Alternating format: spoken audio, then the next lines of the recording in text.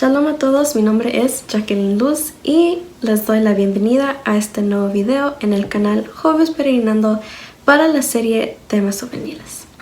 Y pues hoy voy a estar hablando un poco sobre la depresión y el creyente. Y pues antes de comenzar quisiera decir que yo no estoy certificada para poder diagnosticar o tratar la depresión. Simplemente me estoy basando de acuerdo a mis propias experiencias e investigaciones. Para empezar, quisiera explicar un poco sobre la depresión. ¿Qué es la depresión? La depresión o trastorno depresivo es una enfermedad grave y común que nos afecta física y mentalmente en nuestro modo de sentir y pensar. La depresión es un trastorno de ánimo que provoca un sentimiento persistente de tristeza y pérdida de interés. Puede provocar deseos de alejamiento de nuestra familia, amigos, trabajo y escuela, problemas para realizar las actividades diarias normales y, a veces, puede perder el interés de seguir viviendo. La depresión es una de las cosas que la gente suele confundir con tristeza o dolor de una pérdida. Usualmente estos dos sentimientos son temporales, pero la depresión clínica dura por varios meses, años y a veces por toda la vida y algunas veces puede llegar hasta el suicidio. En lo personal, yo padecí de la depresión durante mi niñez y en la adolescencia. Fueron momentos muy difíciles en los cuales yo me sentía llena de unos sentimientos muy negativos hacia mi propia persona y los que me rodean, los cuales pues a mi corta edad me eran muy difícil sobrellevar e incluso llegué a tener pensamientos suicidas. Fui diagnosticada con depresión y pues tenía la mayoría, sino que todos de los síntomas que son asociados con la depresión. ¿Y cuáles son esos síntomas?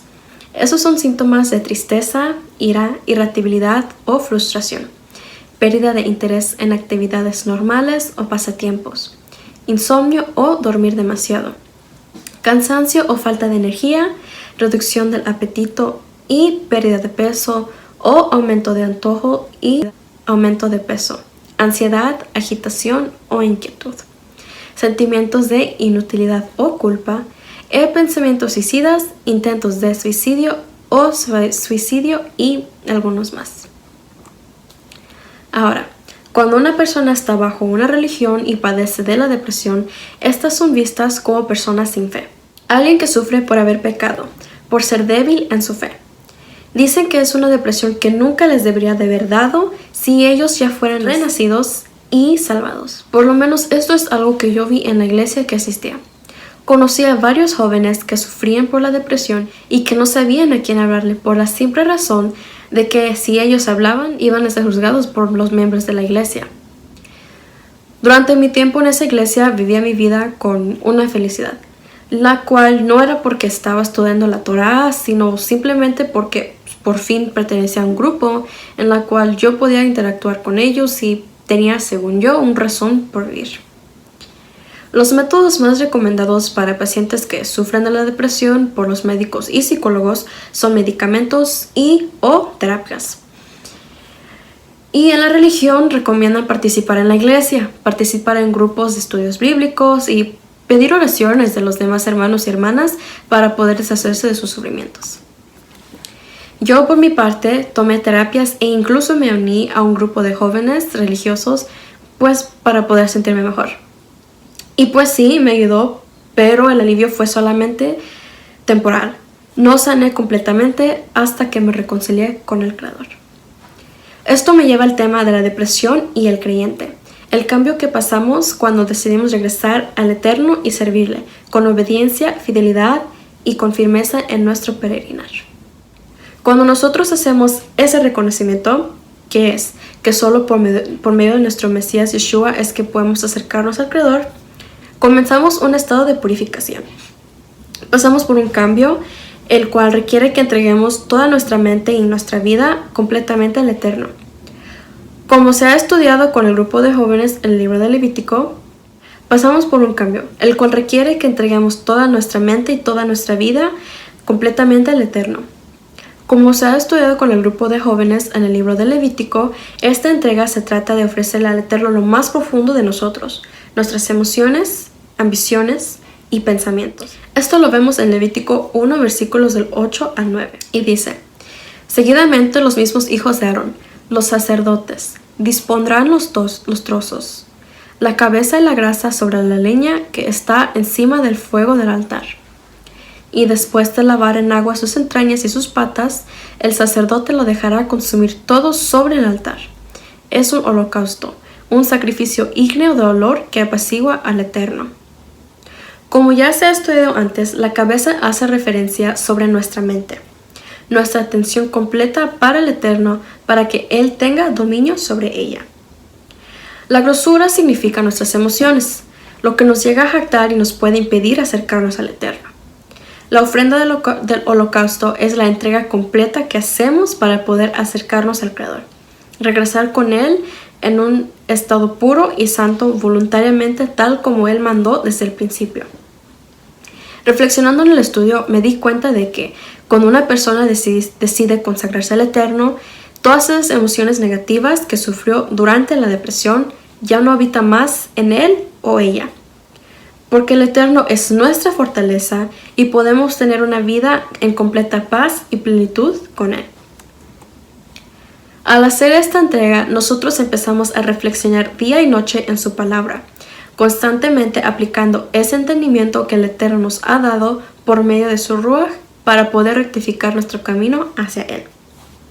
Dejamos de poner nuestras esperanzas en la felicidad terrenal, en lo que uno piensa que, pues, en este mundo nos dará felicidad, y empezamos a poner nuestra vista en las cosas celestiales, en seguir el camino de nuestro Mesías Yeshua para poder santificarnos y siempre dejar que el Eterno haga su voluntad por medio de nosotros, aprendiendo y dejándonos ser moldeados tal como Él quiere que seamos, como vemos en Jeremías 18 del 5 al 6, que dice: entonces vino a mí palabra del Creador, diciendo: ¿no podré yo hacer con vosotros, oh casa de Israel, como hace este alfarero? Dijo el Eterno. He aquí como es el barro en mano del alfarero, así sois vosotros en mi mano, oh casa de Israel. Aquí vemos que el Eterno mismo confirma que Él moldea a su pueblo, tal como Él ve que es bueno. Este proceso lo vemos durante toda nuestra vida. Nosotros como creyentes debemos dejar que nuestro Padre Celestial haga su obra en nosotros. Cuando regresamos al Eterno, ¿qué es la actitud que deberíamos de tener cuando pasamos por dificultades? Al hacerme esta pregunta, el nombre Job apareció en mi mente. Me acordé de lo que había escuchado sobre Job, que era un justo del Eterno que sufrió de calamidades, pero al final el Eterno le volvió a restituir todo lo que tenía y lo doble. Escuchando los sabios de Cielos Nuevos y Tierra Nueva sobre el libro de Job, tuve grandes reflexiones. Pude entender que el Eterno nos hace pasar por varios acontecimientos que nosotros a lo mejor nunca llegaremos a entender, que solamente el Creador sabe el propósito de ello. Job capítulo 1, versículo 1 explica que Job era un hombre temeroso del Eterno, perfecto y honrado. Por esta razón, Job fue utilizado por el Eterno para enseñarle al adversario que un verdadero creyente, como fue Job, no se le acerca a él por su propia conveniencia. Más bien le busca porque verdaderamente quiere acercarse al Eterno y estar en sus caminos. Job al principio pudo mantenerse en integridad bajo el Eterno. Lo reconoce como el único soberano que puede dar y luego quitar las cosas de nuestra vida. Esto lo vemos en los versículos del 21 al 22 cuando dice: y dijo: desnudo salí del vientre de mi madre y desnudo volveré allá. El Eterno dio y el Eterno quitó. Bendito sea el nombre del Creador. En todo esto Job no pecó ni atribuyó a Elohim despropósito alguno. También vemos que Job aceptó el mal que el Eterno le había mandado y no renegaba de ello.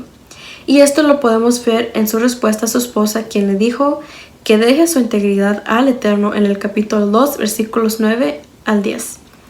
Y dice: entonces le dijo su mujer: ¿aún te aferras a tu integridad? Maldice a Elohim y muérete.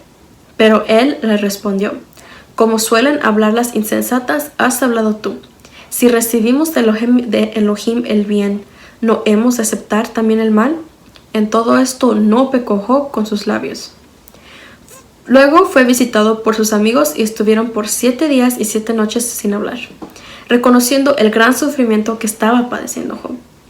Después de sus días, habló Job maldiciendo el día en que nació, deseando no haber nacido y haber muerto en el momento que nació. Y esto lo podemos ver en capítulo 3, versículos 1 al 3 y versículo 11. Y dice: después de esto abrió Job su boca y maldijo su día. Y Job habló diciendo: perezca el día en que nací y la noche en que se dijo varón es concebido. Y versículo 11 que dice: ¿por qué no morí yo en la matriz o expiré al salir del vientre? Al leer esto me recordó sobre las preguntas que yo misma me hacía cuando estaba bajo la depresión. ¿Por qué es que tenía que haber nacido? ¿Por qué no morí cuando nací? ¿Qué dirían todos si yo desaparezco o muero? Al leer el libro de Job me di cuenta de que lo que él pasó no son acontecimientos que nosotros tal vez en algún momento de nuestra vida tememos que nos pase.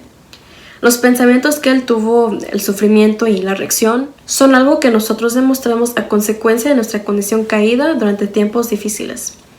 La enseñanza que podemos ver en el libro de Job es que al ser creyentes, nosotros todavía tenemos esa parte humana que suele renegar, que a veces se deja dominar por los sentimientos negativos que pasamos durante situaciones desagradables y fuera de control. Pero el Eterno nos da un entendimiento de que todo lo que pasamos es por una razón. Y esa razón es para un plan mayor que tiene el Eterno para nosotros. Y debemos dejar que el Eterno molde nuestras vidas, sin cuestionar ni renegar, queriendo imponer nuestra propia voluntad, sino exaltándole con toda nuestra fuerza y con todo nuestro ser, aún en tiempos de aflicción. Y pues eso es todo por hoy y espero que tengan una bendecida semana. Shalom.